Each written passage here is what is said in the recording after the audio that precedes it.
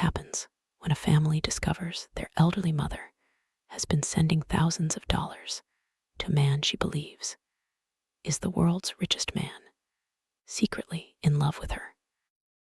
Robert had always known his mother was lonely. His father had passed away nearly a decade ago, and Margaret, now 80 years old, had retreated into a quiet life in the Washington home she had shared with her husband for over 40 years.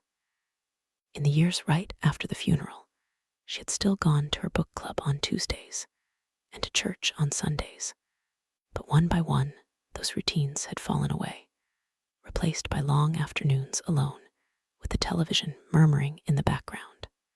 She spent her days tending to her garden, watching television, and talking on the phone with her children. Robert lived 2 states away, but he called her every Sunday without fail. He asked about her health, her friends, her daily routines. She always said she was fine, that everything was under control, that he did not need to worry. Robert had no reason to doubt her. The discovery came unexpectedly. Robert had traveled to Washington for a business trip and decided to surprise his mother with an unannounced visit. He arrived at the house on a Thursday afternoon, expecting to find her in the garden or watching her favorite soap opera. Instead, he found her in the study, surrounded by papers and envelopes, her phone pressed to her ear. She was speaking in a low, excited voice, her words punctuated by nervous laughter, the kind of laughter Robert had not heard from her since before his father died. Robert stood in the doorway, watching her, and felt a knot tighten in his stomach. Something was wrong. Margaret ended the call and turned to her son with a smile.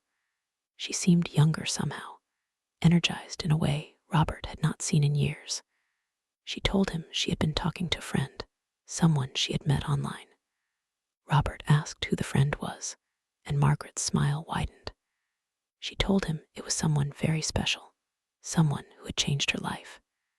She said his name was Elon, and he had told her he was the richest man in the world.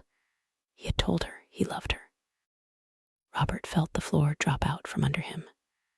His mother, a smart and capable woman who had raised 3 children and managed a household for decades, was describing a romance with one of the most famous people on the planet. He tried to keep his voice calm and asked her to explain. Margaret launched into a detailed narrative about a man she had met on social media months earlier. He had sent her messages, complimenting her intelligence, her kindness, her beauty. He had told her he was tired of the superficial women he encountered in his world, that he wanted someone real, someone like her. He had promised to whisk her away to a private island, to give her the life she deserved. Robert listened with growing horror. He asked his mother if she had sent this man any money. Margaret hesitated, and then she told him the truth. She had been sending money to him for months. Apple gift cards purchased in stacks of 5, wire transfers she had arranged at the bank on quiet weekday mornings, cryptocurrency she had learned to buy through an app he had walked her through over the phone. He had lost track of the total, but she estimated it was somewhere between $50,000 and $75,000. Robert sat down, his legs unable to support him. He asked her why she had sent money to a man who was already a billionaire. Margaret looked at him with a mixture of confusion and hurt. He had explained to her, she said, that his assets were all tied up in stocks and bonds. He needed her help to access his funds.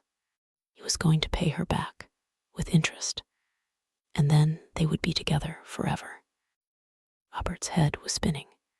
He knew his mother was not senile. She was not stupid. She was a victim of a sophisticated psychological manipulation, a romance scam that had preyed on her loneliness and her desire for connection. He asked to see the messages.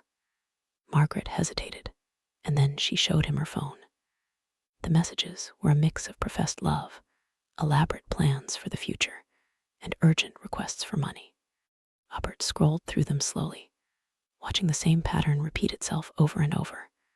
A tender good morning message, a story about a business deal that had suddenly hit a snag, a gentle reminder that he could not wait to finally hold her. And then, buried in the middle, a specific dollar amount and a set of instructions. The language was designed to flatter and persuade, to create a sense of intimacy and urgency. Robert recognized the pattern immediately. He had read about romance scams, had seen warnings on the news. He had never imagined it would happen to his own family. He tried to tell his mother that she was being scammed. He showed her articles about similar schemes, where criminals posed as celebrities to defraud vulnerable people. He explained that Elon Musk did not need her money, that he would never send private messages to strangers on social media. Margaret listened, but Robert could see that his words were not reaching her. She shook her head and said that her Elon was different.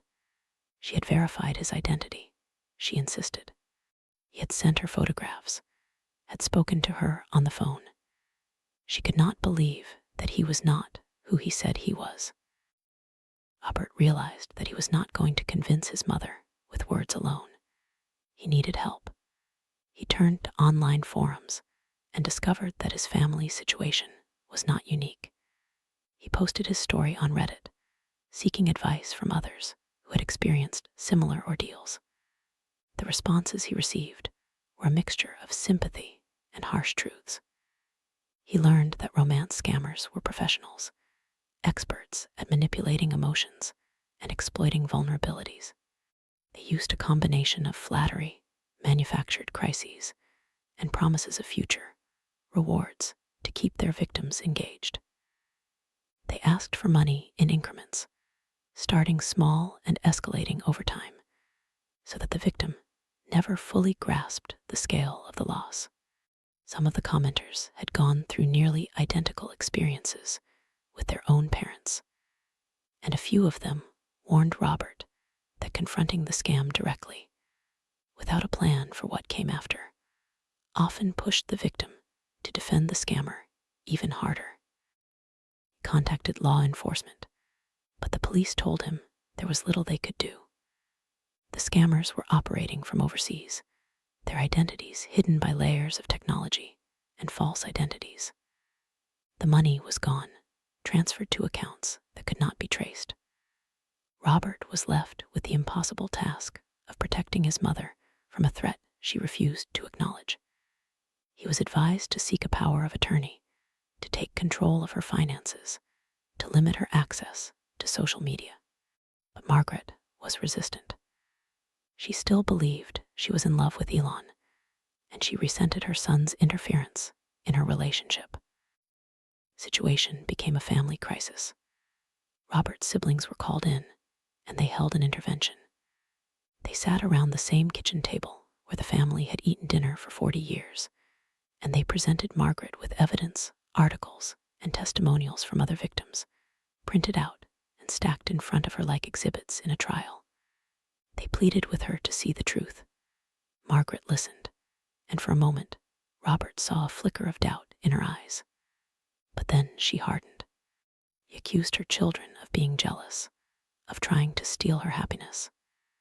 She said that if they truly loved her, they would support her decision to be with the man she loved. She told them that Elon was going to come for her soon, and then she would be rich, and they would all be sorry. Robert watched his mother retreat into a delusion he could not break. She had stopped paying her mortgage, had let her bills pile up. The house she had owned free and clear for decades was now threatened with foreclosure. Robert had to intervene, had to pay thousands of dollars to bring the mortgage current and prevent his mother from losing her home. He wrote about the experience online, describing the helplessness and frustration of watching a loved one destroy themselves. His story resonated with countless others who had been through the same painful process. The scammer, of course, never came for Margaret. There was no private island, no life of luxury, no relationship with the world's richest man. The promises were lies, The love was a fiction, and the future she had been sold was a fantasy designed to drain her of her savings. But Margaret never fully accepted this reality. She continued to wait for her Elon, continued to believe that he would arrive one day and make everything right. He kept her phone charged on the nightstand at all hours, and she would still check the mailbox twice a day, long after her children had begged her to stop. Sometimes standing at the end of the driveway for several minutes after the mail truck had already passed. She had lost her money, her peace of mind, and her trust in the people who loved her most. Robert and his siblings were left to pick up the pieces. They had to manage their mother's finances, monitor her communications, and watch her grieve for a man who had never existed. The psychological damage, Robert wrote, was far worse than the financial loss. His mother had been violated in a way that left scars that would never fully heal. He had been tricked into betraying her own family for a phantom, and the shame and embarrassment of the experience had transformed her into a shell of her former self. The experience taught Robert a painful lesson about the power of manipulation. He had always believed that scams were something that happened to naive or gullible people. He had never imagined that his intelligent, capable mother could fall for such an obvious scheme. But he had been wrong. The scammers were experts, and they had targeted the one thing his mother had in abundance: a deep, aching loneliness that had gone unaddressed for too long. He often wondered, in the quiet months that followed, whether there had been a moment early on when a single phone call from him or a single afternoon spent together might have closed the door before it ever opened. It was a question he knew he would never be able to answer, one that followed him home each time he visited and sat with his mother in the same quiet living room where all of this had begun. What would you do if a loved one fell victim to a romance scam and refused to believe the truth? How do you protect someone from themselves when they have already lost so much? Share your thoughts in the comments below.